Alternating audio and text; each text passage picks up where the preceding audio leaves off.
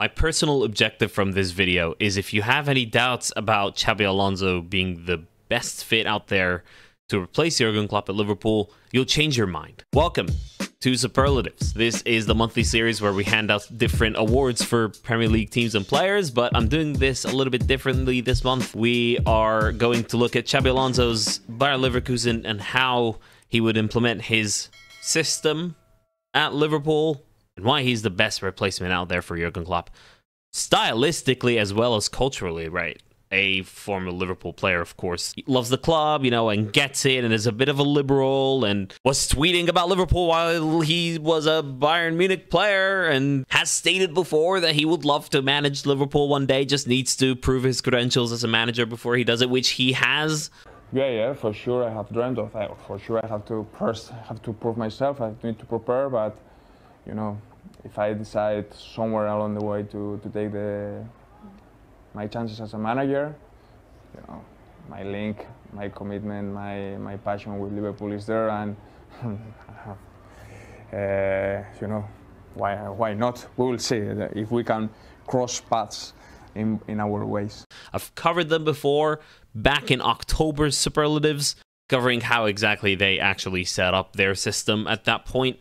But now we're going to look at how that fits Liverpool, because it really does. And I'm so incredibly excited about the prospect of Xabi Alonso at Liverpool. I've been invested in this for a week. And with that, it's time for the tactics board. This is a provisional way that Liverpool may be able to set up. Minor tweaks here and there, and it will be just perfect. But I think this is fine. This is absolutely fine for Xabi Alonso to come in and do whatever he wants to do. Let's avoid the error of creating a one-to-one copy of what Xabi Alonso does and what he would do at Liverpool if he was appointed. I really hope he does. Because the profile of a player is a unique profile of a player, and it's literally impossible to just like copy and paste tactics from one team to the other, unless all you're doing is just like sitting back and letting people just like defend for their lives and hoof it long. Modern football has moved on from that, and teams and players have to adapt to each other consistently to be able to achieve success. So Liverpool under Jurgen Klopp started with a 4-2-3-1, which turned into a 4-3-3 the following season, with Coutinho on the left wing, Coutinho left wing, Sadio Mane right wing, and then a 4-2-3-1 again when Salah was brought in and Coutinho played in the number 10. Coutinho left and it became a 4-3-3 again. Actually, there was a certain point during the Coutinho, Firmino, Sadio Mane days, 16-17, where Liverpool played like a diamond midfield because Sadio Mane was injured.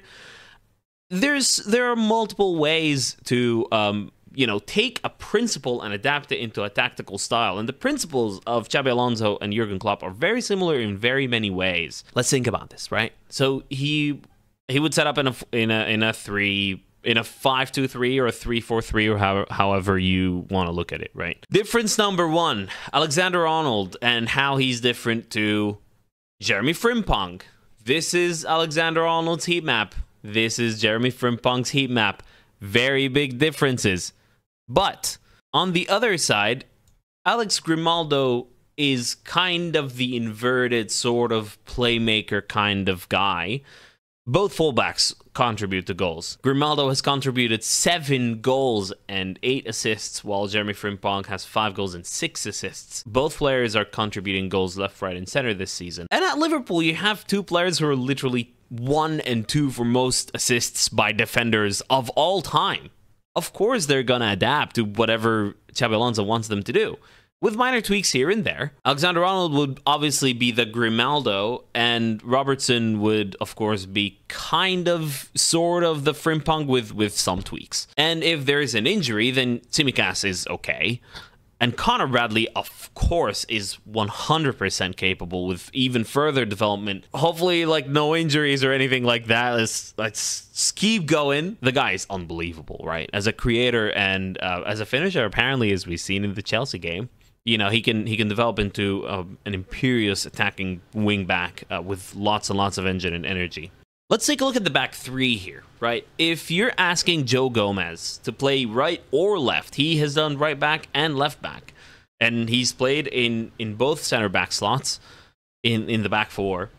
If you're asking Alexander Arnold to invert and be the Grimaldo in this case, Goins, of course, is capable of shifting into right back, just like Odilon Kusunu does for Bayer Leverkusen, and Hincapié does on the other side with Grimaldo. But that said, Edmund Tapsoba has started 13 league games, and he often plays on the left-hand side of the defense. So he is in place of Konate in this case. He's right-footed. He doesn't need to be left-footed. Pierre Hincapié has, of course, been insane. But what we have with Joe Gomez is both. Is that he's played left back and he's played right back. And he's fine. Like, he will adapt. He's a professional football player that is asked to do a very minor thing, and he's really good at what he does. I'm certain that he will adapt. In the center back, in the kind of central center back slot, I'm honestly kind of either Konate or Van Dijk really works for me. Virgil van Dijk, if we're doing those big like diagonal switches, then Virgil van Dijk is of course a really good fit there. Konate is very, very capable of those switches too.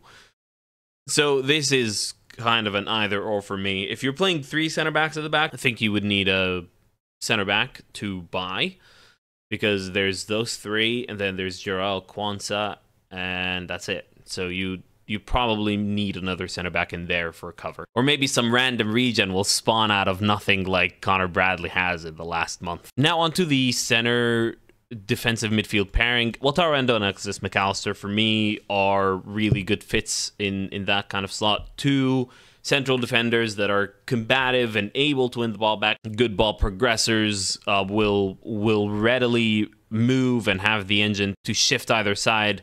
If you reference the previous Leverkusen video where I talk about how those double pivots, Ezekiel Palacios and Granit Xhaka in that case, are very, very important to build a play, because the principle of finding an extra man that is free to find with a pass. Because here is an incredibly underrated aspect about Liverpool's build-up play. It's that it is possession heavy. There are two good examples of goals in the Jurgen Klopp era that really demonstrate this. One that just happened in midweek against Chelsea, where every single player touched the ball, and another one is a goal against West Ham away in the COVID season, which is honestly forgotten about because it's COVID season and Liverpool were bad, but it's one of the most underrated Liverpool goals, and it ends up with like a square ball and a tap-in. It's such a good example of build-up play, where the extra man is always available. It's one of the principles of Xabi Alonso, and admittedly, this will be one of the bigger changes coming, if Xabi Alonso is appointed, of course. The build-up we will see from Liverpool is going to be much slower. So in those two upcoming charts, this is Liverpool's kind of build-up style of play. So it measures the passes per sequence, so each sequence in possession, how many passes there are, and the direct speed, how fast up the field does the ball move vertically, right? So how much is the ball progressing, essentially, and how quickly that is. Liverpool progress it up the field much quicker for a couple reasons. One, because those switches, diagonal switches, are happen a lot more often by Liverpool, so it progresses up the field a long distance quickly, while Bayer Leverkusen just pass it, and then find themselves in a goal-scoring position using those short passes and availability of that extra man, right? So I've covered it before in the video. So like Robertson would form a three with Szoboszlai and McAllister. Van Dijk would even, or whoever the left center back here in this case, would even be involved in that sort of build-up play in the kind of defensive third with McAllister and Robertson, and Szoboszlai is here to help out. So even if you have the number 8 and the number 9 from the opposition, this is a hypothetical 4-3-3 by the opposition, you always have a numerical advantage in that pocket. Another midfielder wouldn't want to go there because all of a sudden you have a empty midfield for Nunez to drop into, McAllister to make a run in behind. Let's bring a ball in. Pop, pop, pop. Oh, we're behind because this huge gap between defense and midfield and the back line gaping like a Man United midfield. All Liverpool players are kind of trained to be able to shift quickly and go from one position to another. Florian Wirtz at Bayer Leverkusen has the freedom to move wherever he kind of likes in behind the striker. Probably the closest player to Wirtz is Szoboszlai in that case.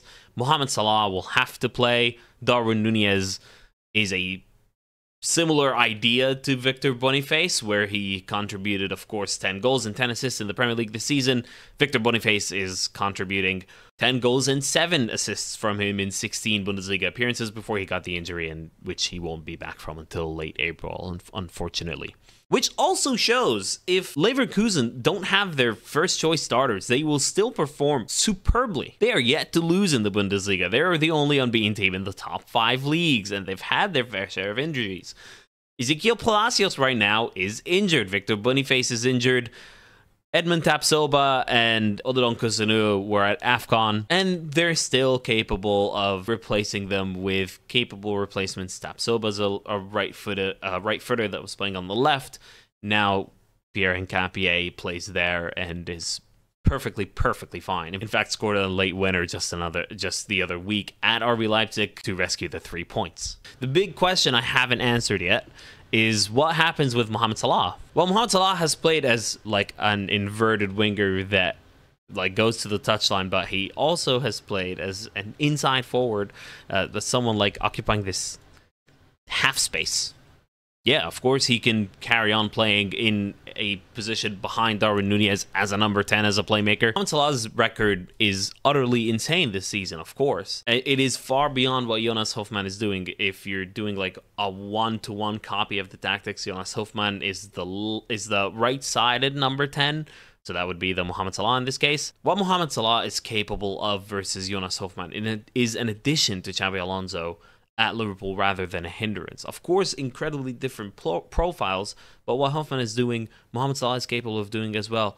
All Xabi Alonso has to do is ask Mohamed Salah to play as a playmaker, which of course he is more than capable of, and then figure out a way to get him in a goal-scoring position. It would be a massive opportunity for Xabi Alonso to implement something in addition to what his principles are already capable of achieving. Even out of possession, they're very similar in terms of their pressing philosophies and ideals. According to the analyst, Leverkusen have made 208 high turnovers, winning the ball within 40 meters of the opposition goal. In total in the Bundesliga this season, with 39 shot-ending high turnovers and 4 goal-ending high turnovers. Liverpool have created 202 high turnovers in the Premier League, with 30 shot ending and 3 goal ending. Similar numbers in 2 less games for Leverkusen than Liverpool. If you think about the other names in there, Thomas Frank, no, he doesn't play anything like Liverpool. Absolutely not. Roberto De Zerbi, sure, similar possession-based ideas and kind of that baiting the press is something that works well for Liverpool players because they're very technically able to do so. But defensively, they're horrid. Another name that's been floated around is Farioli from OGC Nice, who are our non-Premier League team of the month. Let's give them their flowers. They're performing very well. In Ligue 1, they're second place, and they're closing down just a tiny bit on PSG. Can they do it? But he's very young and has had like half a season at Nice. It would be a bit of a rush to bring him in right now. He's 34 years old. Julian Nagelsmann would be, in my opinion, a great fit, and I wouldn't mind it at all. I don't know if culturally he would be a great fit. Obviously not for me to say, but if he comes in, fine. If we're not able to bring Xabi Alonso, if like there's no way to bring Xabi Alonso in, then Julian Nagelsmann is an okay backup, I guess. And another problem with Julian Nagelsmann is that he wouldn't start until late summer, so he wouldn't have the time to implement what he needs to at Liverpool to start, because of the Euros, of course, which will be the end of his German national team involvement. Ruben Amorim, I don't know much about. What I do know is that he's using his center forward, Victor Gyökeres, superbly. It's a possession-based system, but I don't know much about Ruben Amorim to give a fair opinion. He's clearly a great manager. But if you know more about Ruben Amorim or any other Liverpool candidates, or you want to have your say about who the next manager will be, please leave a comment below. Subscribe to the Just Another Football Podcast channel. More videos like this coming as the season progresses and as we learn more about who the potential candidates might be. And obviously, if you want to watch more of what Xabi Alonso does at Bayer Leverkusen, if you still need convincing, you can kind of go to the Bayer Leverkusen video I did before, which was the Superlatives from October, where I covered Leverkusen's tactics, and you can kind of compare and contrast what Leverkusen do to what Liverpool players are doing. So here you go.